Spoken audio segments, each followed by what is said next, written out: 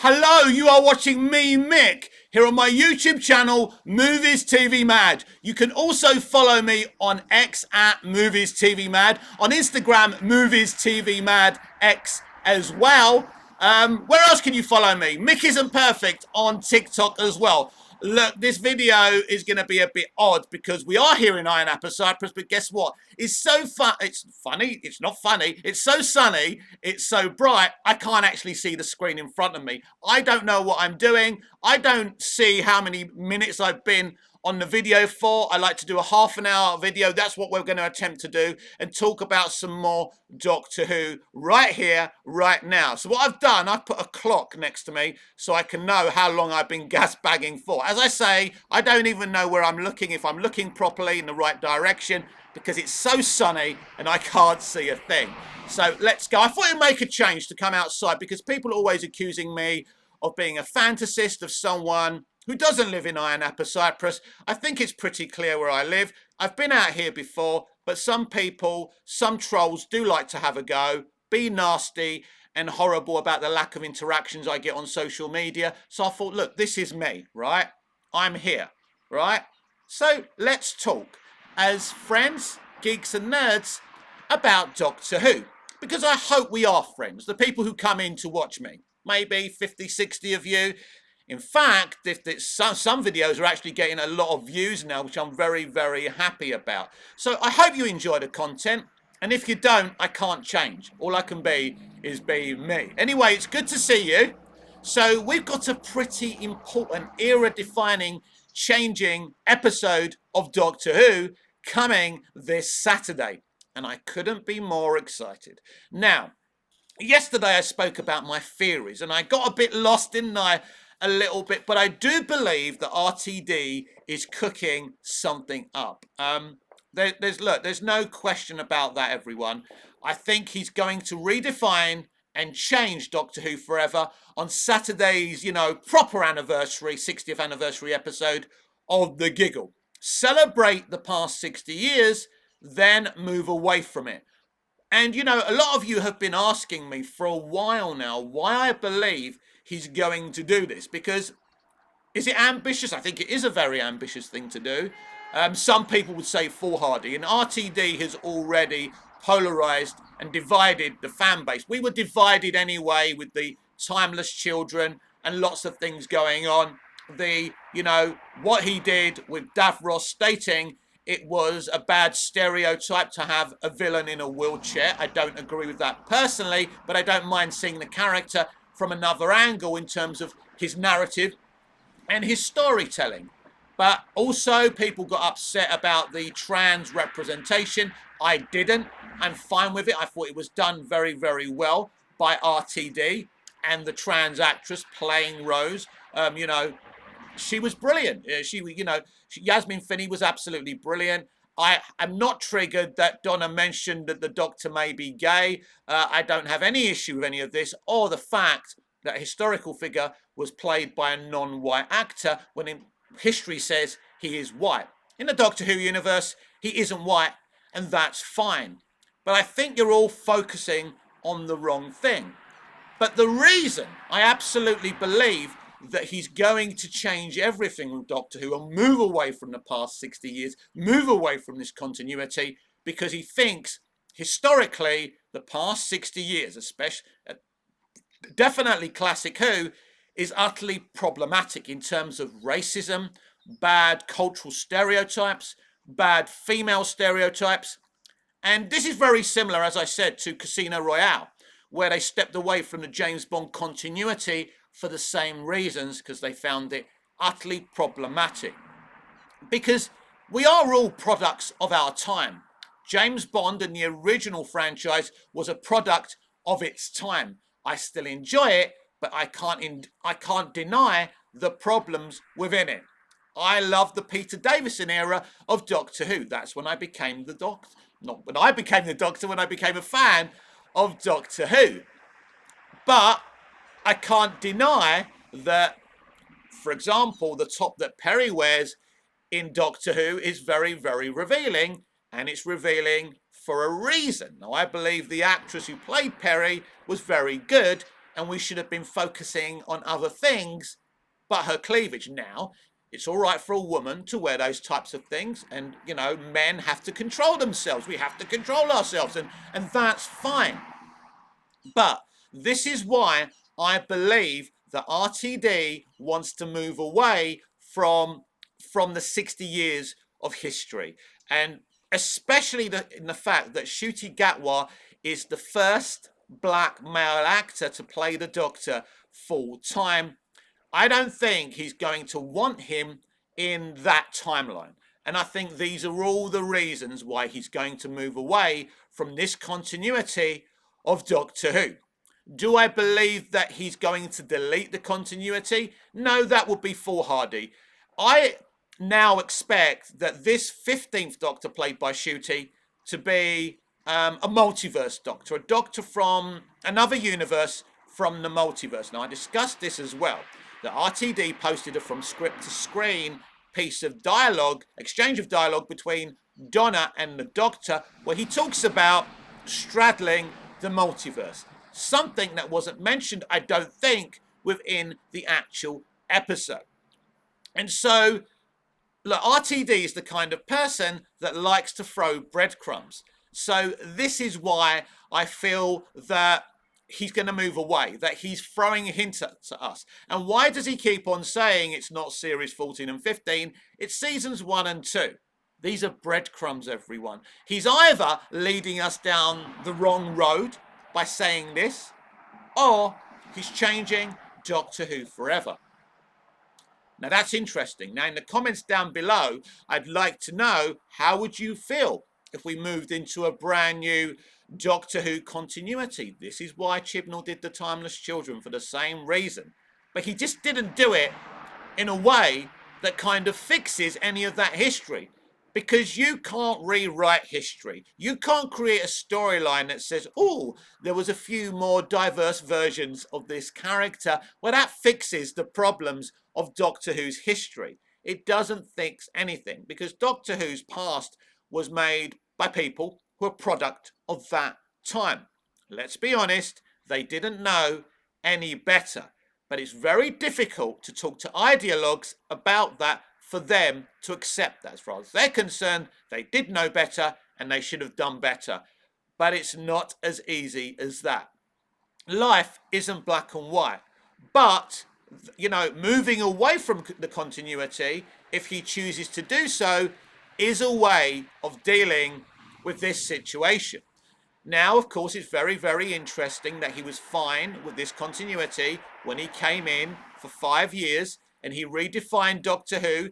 He modernized it, but it was still the same show. It was modernized, but it was still the same show. Now, if he moves away from this continuity, what does that say about him? Well, it doesn't really say much about RTD. It means that the BBC don't have the money they once did.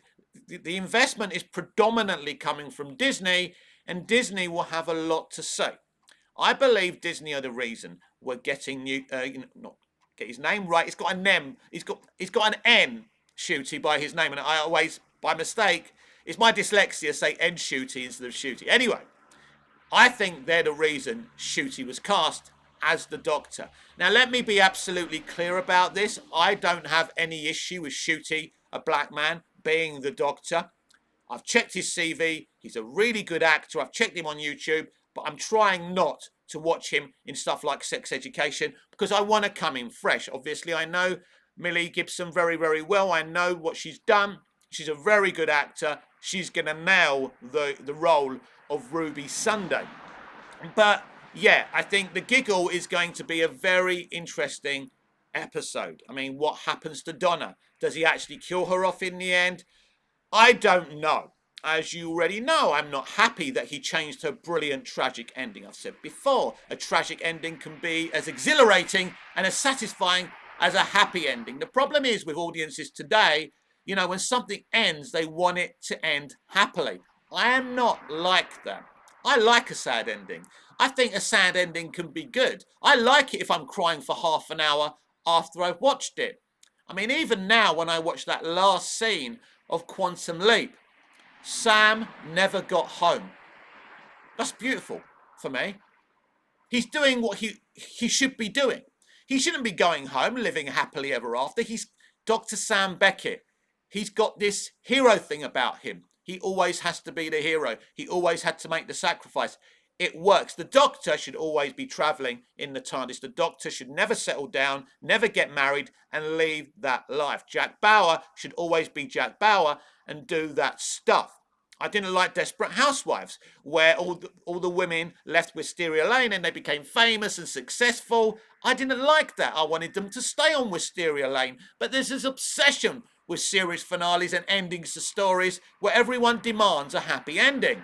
That mentality also ruined the Smallville series finale. So it's very interesting what he does with Donna, because seemingly he cured the Dr. Donna, but did he? Maybe she's dying a slower death. We don't know what he's going to do to Donna. So we have a very interesting at least hour of Doctor Who. But whatever we say about these at least 2 episodes, which I believe have been very, very good, not anniversary quality, but very, very good, I've enjoyed them. Tennant and Tate have been immense. There is no question about that. And it's been fantastic seeing David Tennant as the Doctor. But I may have not mentioned this yesterday. I have been speaking about this Jake Skywalker 14th Doctor. And it's definitely in there. It's not that I dislike this version of the Doctor. I dislike fans saying he's a superior version to 10. This is why some people don't like 10. They still blame him for the way he treated Martha when she had a crush. Well, let's talk about this. I very recently had a crush on someone from a reality show. And it was very, very, very difficult for me. But that's not their problem. That's my problem. I've had crushes on people who don't feel the same way. That's not their fault. That's my fault. They don't have a responsibility. So let's look at that situation between Martha and the Doctor. She had a crush. She was flirting with him from the very off. He goes, no, no. He made it pretty clear that he's still obsessed with Rose, right? That he's in love with Rose. So I don't think he encouraged her to have the crush. Now, some people say, well, it's better to be cruel rather than to be kind. So I don't think the Doctor did anything wrong. But some idiots actually believe the Doctor treated Martha badly. No. Martha had a crush. When you've got a crush, it's all encompassing. You can't think of anyone else. You're not thinking clearly. So it's very difficult for you to move away. So Martha does a very, very brave thing in the end. She goes, I'm getting out because I'm going to waste my whole life on you. Martha wishes she could keep on traveling with him, but she can't because she's in love with him. And it basically, when you're in love with someone who doesn't love you, in the end, it just makes you miserable. Rejection makes you feel like a lesser person. Believe you me, I've been there on multiple occasions. I very rarely like someone that likes me. Well, that's just the reality of the situation. And that's how real life works. So I don't believe that the Doctor actually did anything wrong in this case. But there's some people who simply don't like the 10th Doctor and are now trying to say that this is a more positive Doctor, a better Doctor. Listen, there are some interesting differences to this Doctor, but that's something else we have to discuss.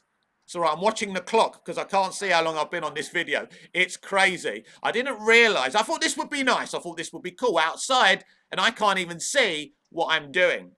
But I believe there's a huge twist coming with this version of the Doctor. Because I've said this before. I said this from the power of the Doctor. The Doctor cannot regenerate into a previous self. Now, we know the Doctor can't go back to that body because that body's died and he's become somebody else. That's the whole point of the regeneration, that body is dead and he needs a new body, or they need a new body, to be politically correct.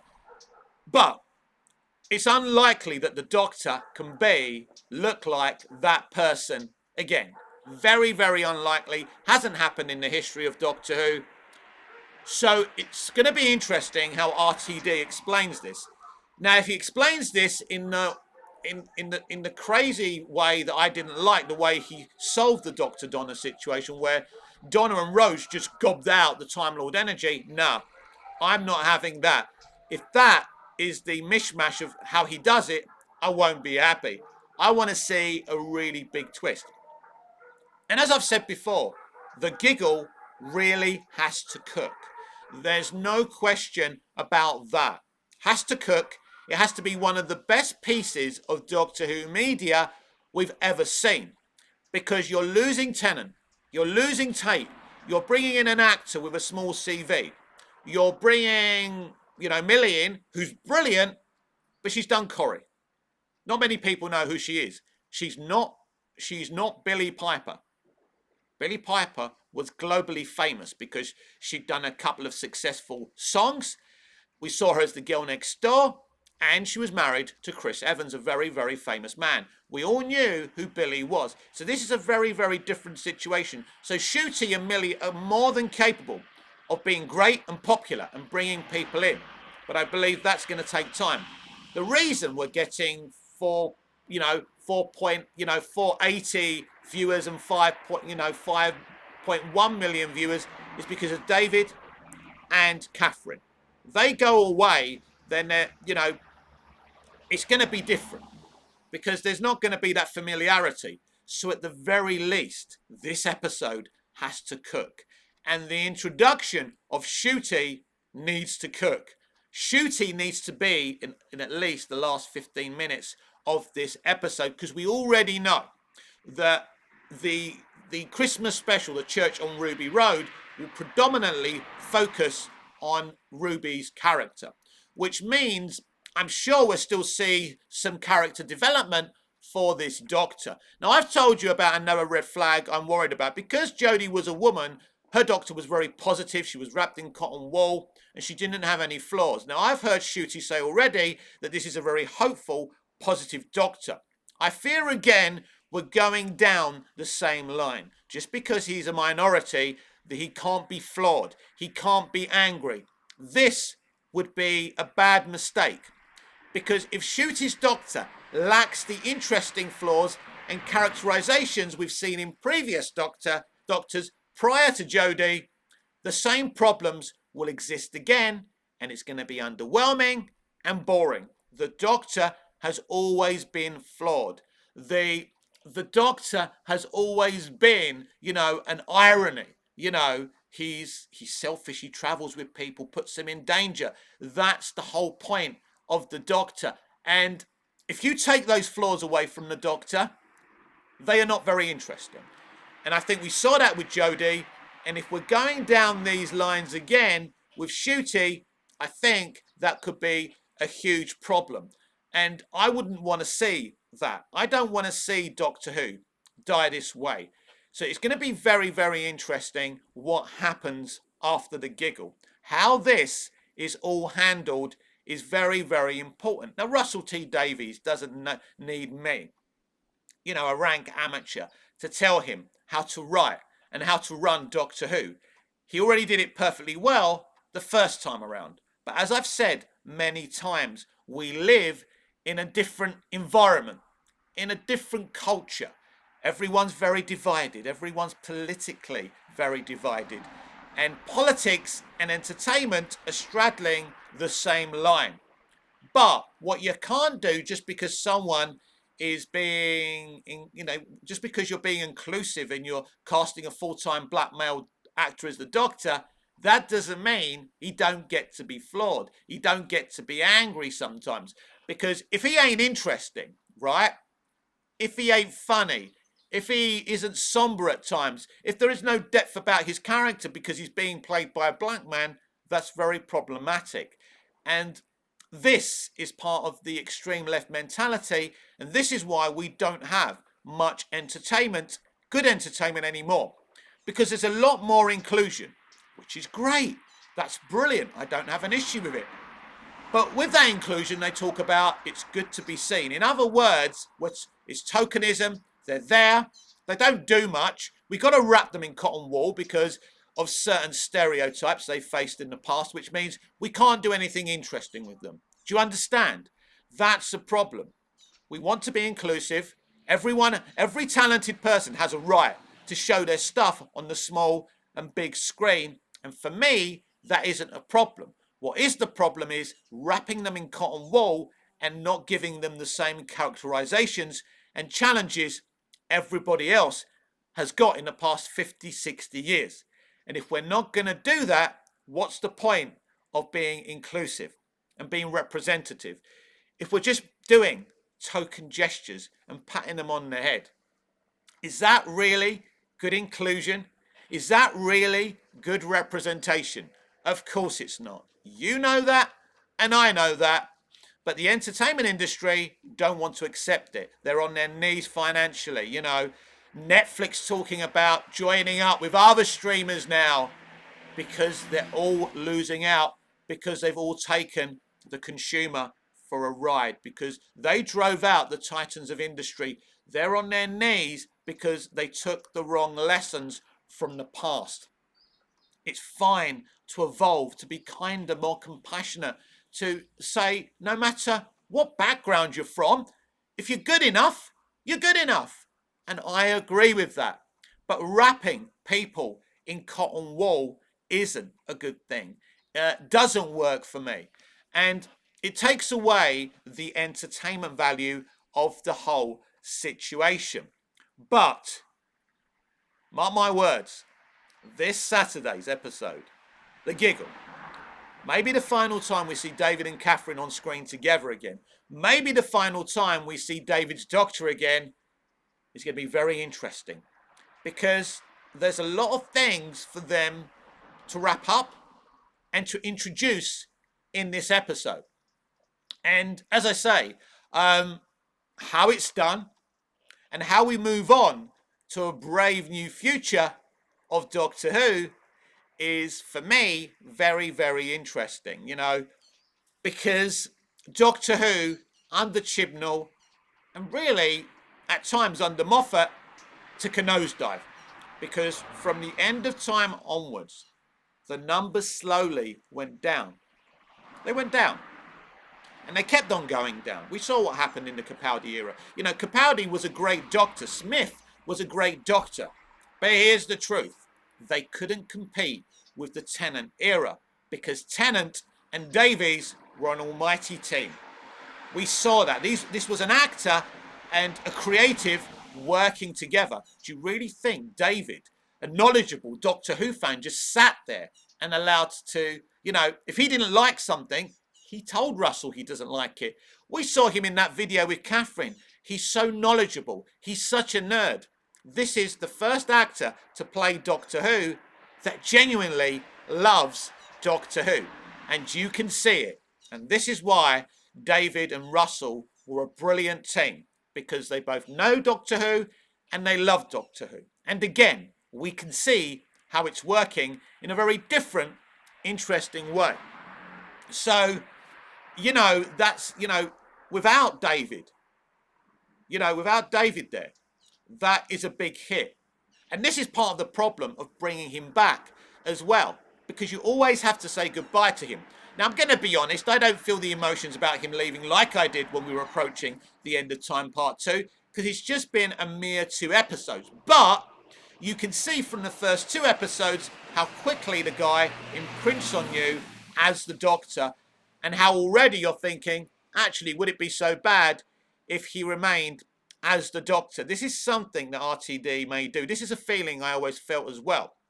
Because this Doctor could come from another universe, it could be, even though we've seen the regeneration energy, that David remains as the Doctor in the 60-year universe, in the original continuity of Doctor Who, which means there could be a spin-off. But don't forget, there's a human meta-crisis version of David's Doctor as well.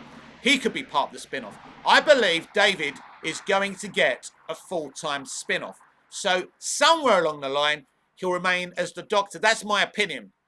The danger of that, of course, is that's not going to be a good thing for Ncuti, because he's got someone so up there, so good, that the audience love as the Doctor. So I could be wrong there, but it's just the feeling I get. For me, it would be typical Russell T Davies. to say, yeah, we've got a black version of the Doctor, but we're going to keep that guy there as well, just in case. I think he's going to make sure he's got a backup option. That's what I feel. That's what I think. So as I say, this is why I believe that Saturday's episode is so huge, because RTD is the kind of creative who does one thing and says another. As I said, you gave us great trans representation. Why couldn't Yasmin Finney be the full-time companion? There's no reason if you're genuine about it. It's not that he's not genuine. He's also a businessman. He's also the showrunner of Doctor Who. He has to do what works best, and we know that Millie being the full-time companion, for obvious reasons that I don't have to draw you a picture of, sells better than Yaz being the full-time companion. That's not me being horrible or toxic. That is just the truth. That's what he's thinking in his head as well.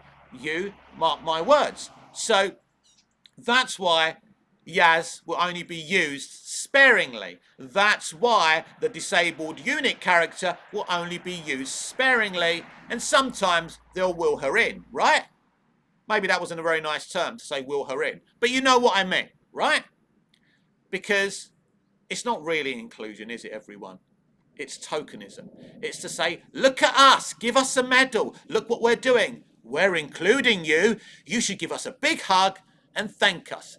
And that's not how good representation and inclusion works, everyone. The way good representation and inclusion works, if everybody gets the same opportunities, not that you replace, you replace all the white people and bring in minorities in instead. That's not good representation. Excuse me, I'm choking. It happens when you're talking for half an hour straight. But anyway, we continue. This is the thing, because everyone should be standing together. That's what I call great representation and inclusion. And if you're not willing to do that, but you're interested in replacing people, and, say, well, you had it your own way for 60 years. Now it's their turn to replace you. That's not equality. That's the word I'm looking for. Equality. Because it seems like the entertainment industry and the extreme left ideology isn't thinking equality. Because that's the thing we used to get. We used to talk about equality. Equality means the white people, the minorities, the disabled, the trans, the gay, they all stand together. That is equality. Everyone is equal. We are looking to build an equal society. But when you're replacing one thing with the other thing, that's not equality. And this is why the extreme left in the entertainment industry have polarized themselves. They have killed their own industry because no one's against equality. Not really. Sorry, I've noticed the car over there. And I hope they're not coming in here to interrupt this video, because I'd be very, very annoyed. Anyway, we're nearly done. But, yeah, equality is great. Everybody wants equality. Nobody's against equality. The fandom menace, nobody. It's the way it's being done. Straight white male being represented as villains. And, minorities, people in wheelchairs, the trans community being represented as innocents. And the good guys all the time. We've heard this whole thing, this bad stereotype they keep on talking about, kill the gays. So now, gay people can't be killed in storytelling. So what are we saying? That gay people in stories now have to be immortal. Do you understand the problem? How problematic this is? So this is how they've killed their own industry. This is how they've killed their own business. But this Saturday, either RTD will make Doctor Who the biggest thing ever again, or he would have killed it forever.